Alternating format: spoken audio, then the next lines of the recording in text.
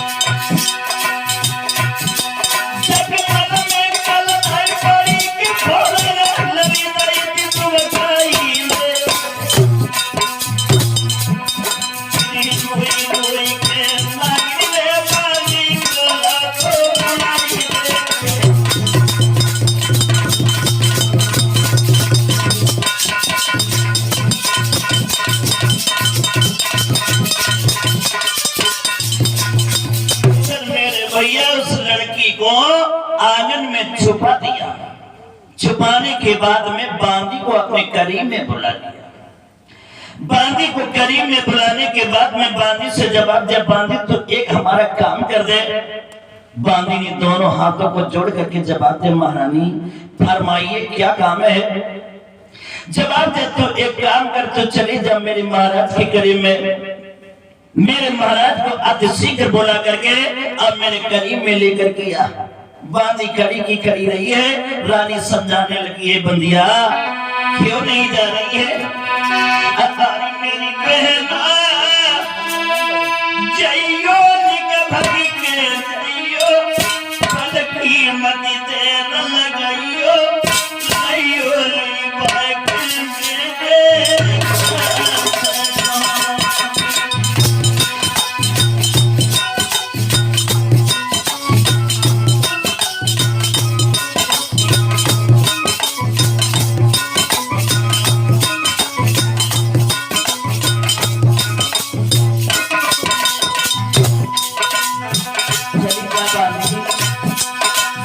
खड़ी खड़ी मेरे मुंह की तरफ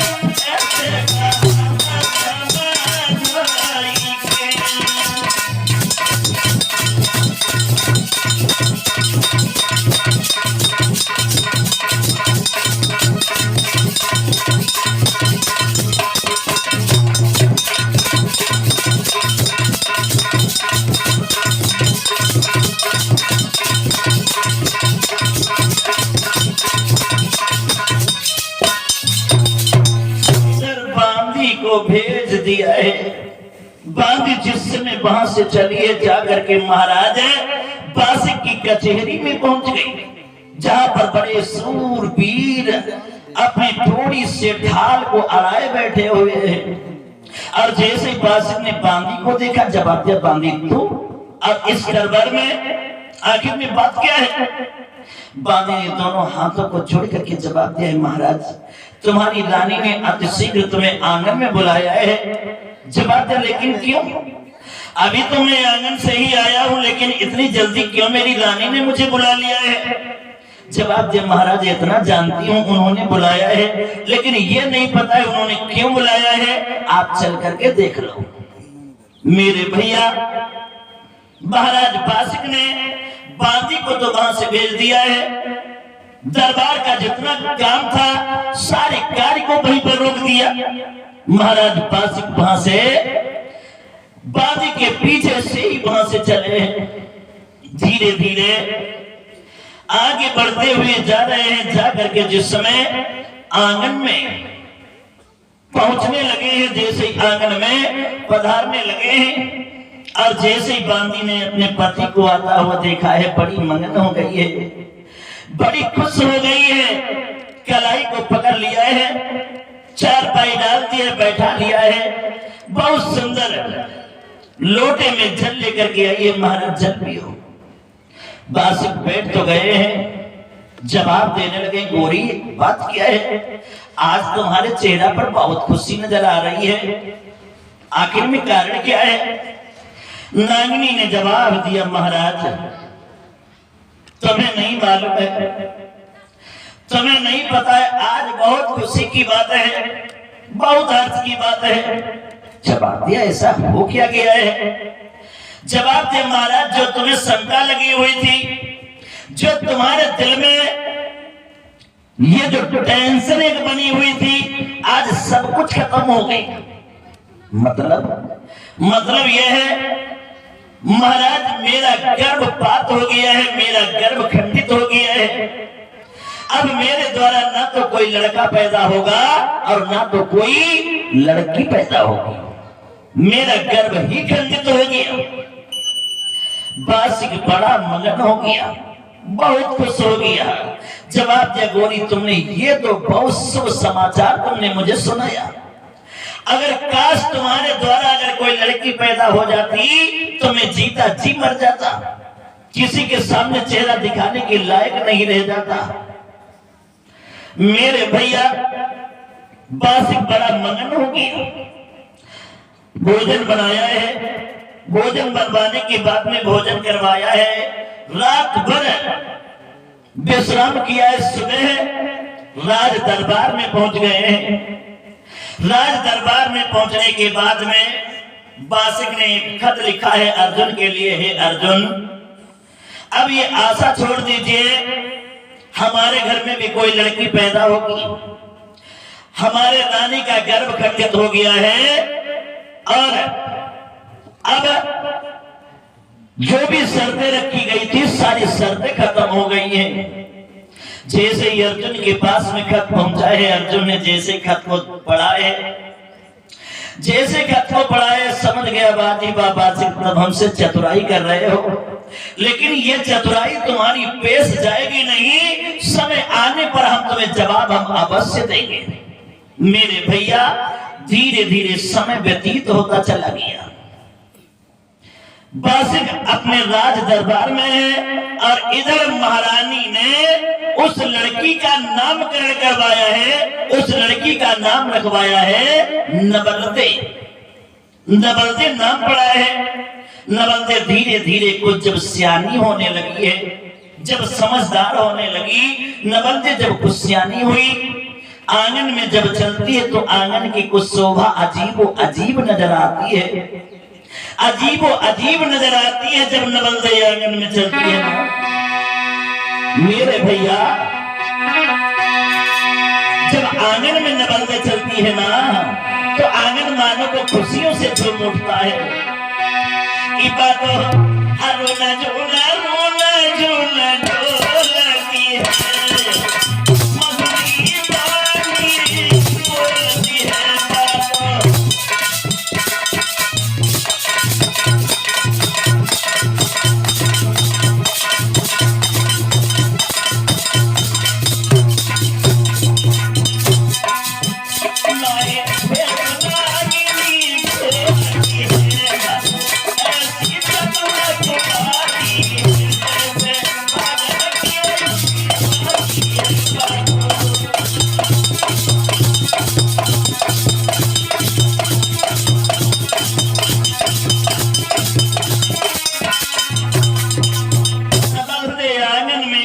होती है तो मानो आंगन को खुशियों से झूम उठता है।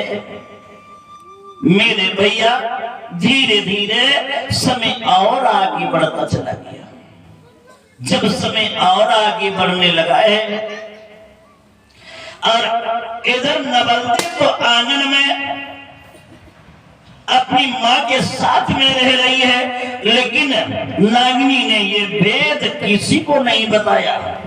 और इधर परीक्षक भी कुछ समझदार होने लगे हैं, परीक्षक भी थोड़े सियाने होने लगे हैं। धीरे धीरे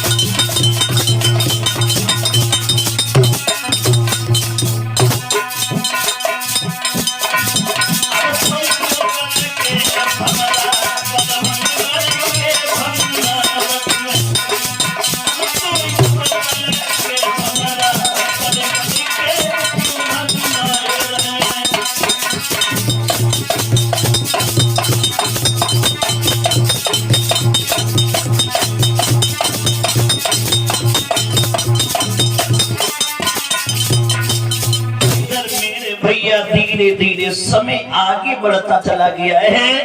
परीक्षक भी कुछ समझदार होने लगे हैं और नवलदे भी जब 16 साल की हो गई, नवलदे जब 16 साल की हो गई, एक दिन नवलदे अपनी अटारी के ऊपर स्नान करने के लिए जिस समय उद्यत हुई है, स्नान करने के बाद में अपने केसों को धो करके जिस समय सुखाने लगी है अटारी के ऊपर, अटारी पर खड़ी हुई है, अपने केसों को सुखा रही है। और इधर बासिक अपनी कचहरी में बैठा हुआ है,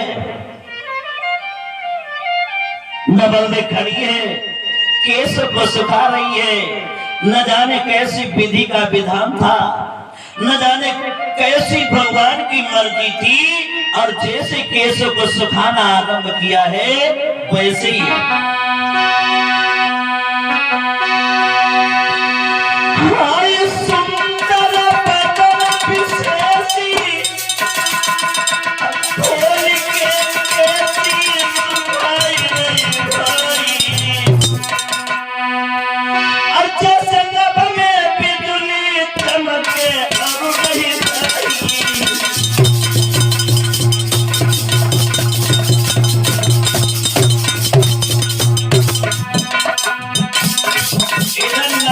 केसों को सुखा रही है चित्तर सारी अटारी के ऊपर। इधर बासिक अपनी कचहरी में बैठा हुआ है, मन ही मन में सोचने लगा है, विचार करने लगा।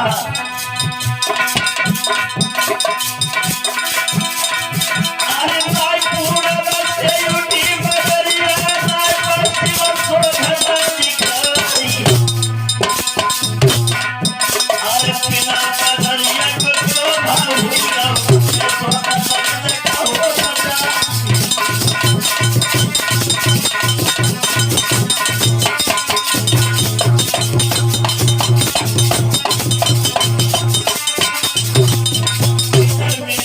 भैया अटारी के ऊपर इधर नबलते केसर को सुखा रही है और इधर बासिक ने जैसे ही अपनी कचहरी को बंद करके आंगन की तरफ बढ़ने लगा है और जैसे ही नबलते की तंदुरुस्ती को देखा है, जैसे नबलते की चेहरा को देखा है, बासिक के मन में पाप की जिज्ञासा प्रकट हो गई है। बासिक मन ही मन में सोचने लगा है चाहे कुछ भी हो जाए, चाहे ये हमारे घर की हो और चाहे रिश्तेदारी की हो, चाहे कोई भी हो, लेकिन इसके साथ में हम छल अवश्य करेंगे, इसके साथ में हम धोखा अवश्य करेंगे। देखो मेरे भैया, जैसे ही बासिक की नीयत अपनी बेटी के प्रति थोड़ी सी गंदी हुई, वैसे ही बासिक के बदन से कोढ़ निकल गया, सारा शरीर बर्बाद हो गया, कुष्ठ रोग हो गया। बासिक उस कुष्ठ रोग को लेकर के जिस समय आंगन में पहुंचा है, जैसे ही आंगन में पहुंचा, नागिनी ने जैसे ही देखा, जवाब दिया, महाराज ये क्या हुआ? गए थे तब तक तुम सही थे, लेकिन ये क्या हो गया? बासिक ने जवाब दिया, रानी आज तुम नहीं बोलोगी, आज मैं बोलूंगा और सिर्फ आपको जवाब देना होगा। जवाब दे, ये बताओ अभी इस अटारी पर ये लड़की कौन थी? नागिनी समझ गई, लगता है इन्होंने देख लिया है। जवाब दिया, महाराज ये कोई गैर नहीं है। गैर नहीं है तो ये कौन है? जवाब दिया, महाराज ये तुम्हारी बेटी है। जवाब दिया, हमारी बेटी? हमारी बेटी कहां से आ गई? जब तेरा गर्भ खंडित हो गया था, जब तेरा गर्भपात हो गया था, तब ये हमारी बेटी कहां से आ गई? जवाब दिया, महाराज मेरा गर्भ खंडित नहीं हुआ था, मैं तुम्हें खुश रखने के लिए मैंने तुमसे ये बताया था मेरा गर्भ खंडित हो गया था, लेकिन ये तुम्हारी बेटी है, इसका नाम नबलते है। बासिक ने जवाब दिया, योरी नालायक स्त्री, तुमने तो मुझे कहीं का नहीं छोड़ा। बोल, कैसे मैं जाकर के समाज में अपना चेहरा किसी के सामने कैसे दिखाऊंगा? किसके सामने मैं सर ऊंचा करके हम बात कर सकेंगे? तूने तो मुझे कहीं का नहीं छोड़ा।